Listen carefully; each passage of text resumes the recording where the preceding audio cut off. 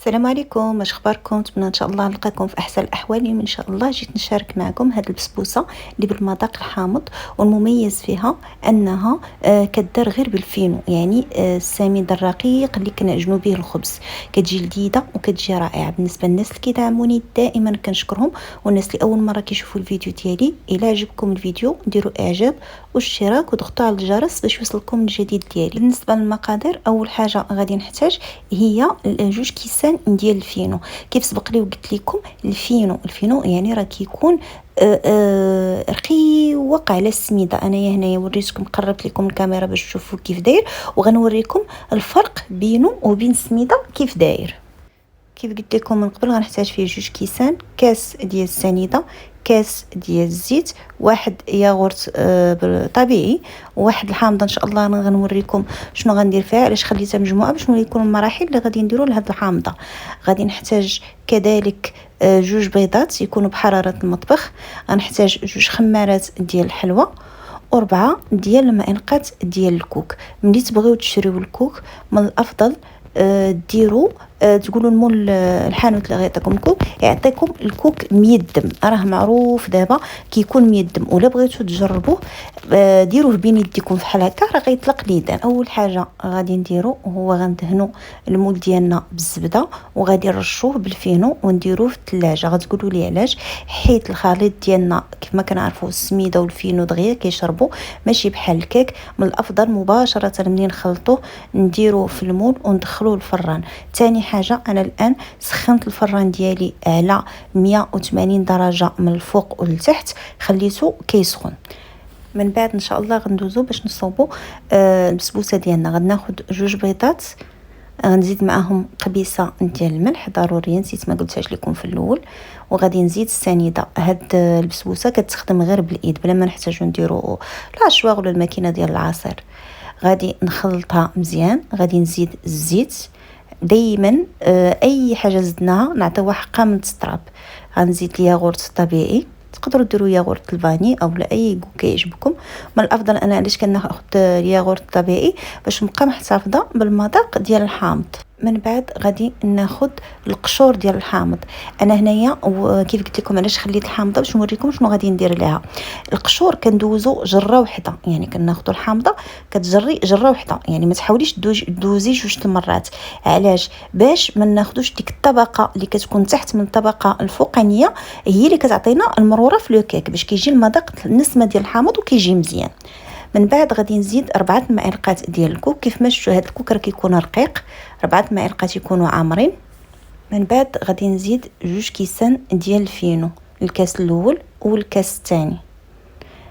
الا طبقتوا المراحل اللي قلت لكم راه غتجيكم مزيانه.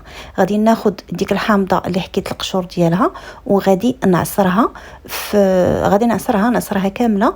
غتخرج ليا تقريبا 4 كاس، زيد عليه واحد شويه، يعني ما واصلش نص كاس، ولكن 4 كاس زيد عليه واحد شويه، تقريبا على نص كاس ديال الحامض.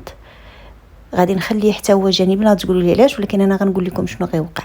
غادي نزيد الخميره مباشره. ملي غنزيد الخميره غنزيد فوق منها الحامض.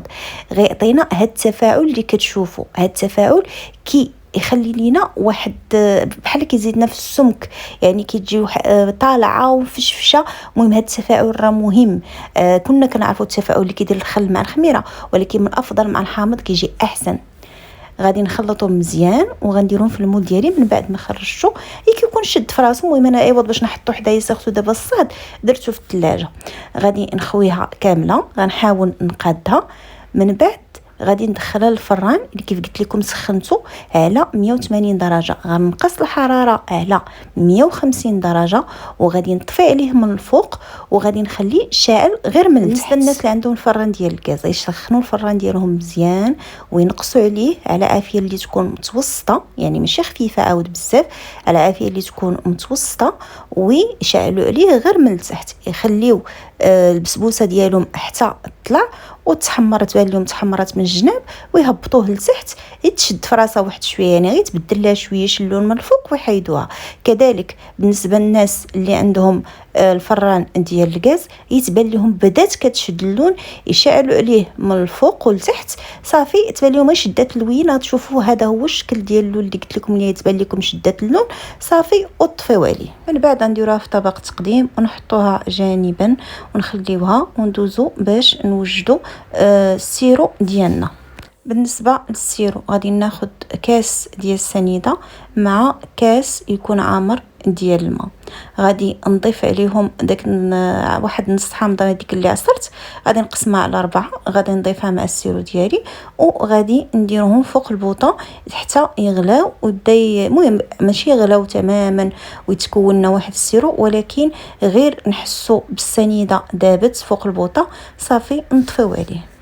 غادي ندوز نصفيه في واحد الكويس صافي ونخويه على البسبوسه ديالي بهذا الشكل. دائما نسقيو الجناب هما اللونين مزيان، عاد ندوزو للوسط. غندوزو دابا ان شاء الله المرحله اللي غنوجدوا فيها الكريمه. بالنسبه للكريمه غنديرها ان شاء الله بالمذاق ديال الحامض. غادي نحتاج 4 معالق كبار ديال سكر سنيده، 3 المعالق ديال لا كريم باتيسير هذه اللي فيها الحامض، وغنحتاج نص سيترو ديال الحليب، 2 معالق ديال الجبن. انا عندي هذا الجبن، تقدروا ديروا 3 ديال الكيري اولا 3 ديال لافاج كيري اولا 3 ديال الجبلي، اي جبن متوفر عندكم في الدار. غناخذ الحليب غنضيف عليه السنيده كيف ما شفتوا انا بغيت نعبر معكم 4 المعالق، 3 المعالق ديال لا كريم باتيسير، غنخلطهم مزيان. غادي نديرهم فوق البوطه غير يبداو يغلاو ليا، نطفي البوطه ديالي ونضيف 2 معالق كبار ديال الجبن. انا مشى ليا هنايا تصوير، ولكن ضفت كيف ما شفتوا كانت عندي العلبه عامره وضفت 2 معالق كيف ما شفتوا هما اللي ضفت كانوا عامرين، ضفتهم وعاد خلطت مباشره. من بعد ما خلطت دزت باش درتهم فوق لو كيك ديالي صافي. غادي نطلقوها مزيان، من بعد غادي نرشها بشويش ديال الكوك. مهم تقدروا تخليوها غير بحال هكاك، ولكن الكوك مهم ما كيعطي منظر زوين، وفي نفس الوقت كنبينوا ان هذيك البسبوسه راه فيها الكوك. دائما كيف ما كنقول لكم دائما التزيين كيكون بالحوايج اللي كتكون مصاوبين بهم الحاجه. غادي ندير واحد 2 طرونش ديال الحامض اللي قطعت بهذا الشكل صافي، وغنزين بهذوك القليبات ديال الفاني. درت سبق لي ودويت لكم عليهم، كتكون علبه كدير 5 دراهم، راه كتستغلوها شحال من مره.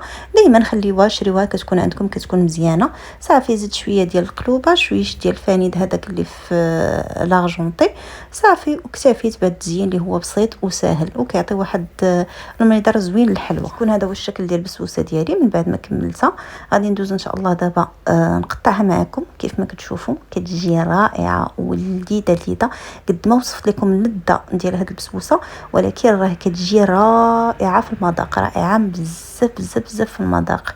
نتمنى ان شاء الله تجربوها ان شاء الله. العيد على الابواب، وجدوا زينوا بها الطابله ديال الفطور ديالكم او كتحليه كنحتاجوا بحال هذا الشيء في العيد، ولا ديوها في يديكم عند عائلتكم، راه غتحمر لكم ان شاء الله وجهكم. والله لقينا في ساعه الخير مع فيديو مقبل ان شاء الله، وباشركم بركه مسعوده.